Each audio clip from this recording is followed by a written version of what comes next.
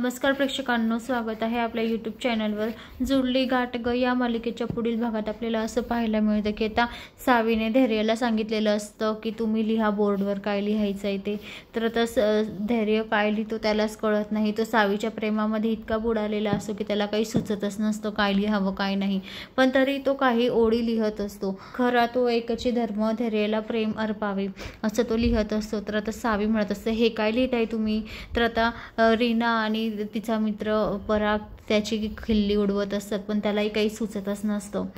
सावी धैर्याला म्हणते, हे काय चाललंय तुमचं? आता धैर्य म्हणतो, काय झालं? काय झालं का? तो कोणताच धुंदीत नसतो। तर आता तो वाचून दाखवतो बोर्डवरचं। तर तो म्हणतो की मी तुमच्यासाठी जगच आहे ना। तेव्हा आता सावी म्हणते, काय? हो, आपण या जगामध्ये राहतो ना। तर तेव्हा आता त्याला समजत नसतं काय बोलायचं काय नाही ते। तो कोणत्या धुंदीत असतो बिचारा, त्याचं त्याला माहिती। तो असंही सावीच्या प्रेमातच पडलेला असतो, तिच्याकडे बघूनच तो काही पण उलट सुलट उत्तर देत असतो। आता सावी लगेच धैर्याला म्हणते, अहो तुम्हाला तुमचं तरी कळतंय का काय बोलताय तुम्ही?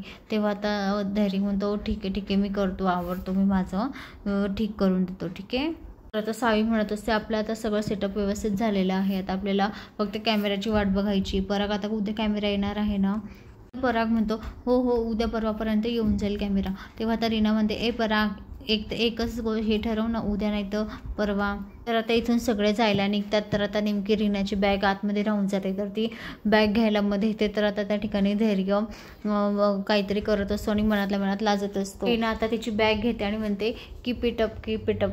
तेव्हा आता धैर्य गालातल्या गालात लाजत असतो। तर रीना सुद्धा म्हणते, काही खरं नाही बाबा आता यांचं, चालू द्या तुमचं आणि माझ्याकडून येणं तुम्हाला तथास्तु असं म्हणून ती तिथून निघून जाते। तर सावी घरी आलेली असते, तर भाऊ खूप घाबरलेले असतात। सावी म्हणते, भाऊ काय झालं? सावीची आई त्यांना सावरत असते। तेव्हा तर सावी तिच्या वहिनीला म्हणजे दीपाला म्हणते, हे बघ पटलं तर ठीक आहे, ही तर गेम आउट असं ती म्हणत असते। तिने आता चांगलंच दीपाला ठणकावलं असतं। तर तिची वहिनी आता खूप घाबरलेली असते। तर दुसरीकडे आता धैर्य घरी आलेला असताना आता इरा त्याला प्रश्न विचारत असते की तुम्ही चहा कोणासाठी बनवत होता? तेवढ्यात आता त्याची आई येते आणि ती ऐकते आणि ती म्हणते, तू चहा वाढत होता? तो आता मानेने हलवून हो असं म्हणून स्वतःकडे बोट दाखवत असतो। तर आता धैर्य सावीच्या इतका प्रेमात पडलेला असतो की त्याला काही सुचतच नसतं। तर आता दामिनी खूप टेन्शनमध्ये येते की धैर्याला झालंय तरी काय नेमकं। तर मंडळी, अशाच मालिकेच्या नवनवीन अपडेटसाठी चॅनलला लाईक आणि सबस्क्राईब करा, शेअर करायला विसरू नका। धन्यवाद।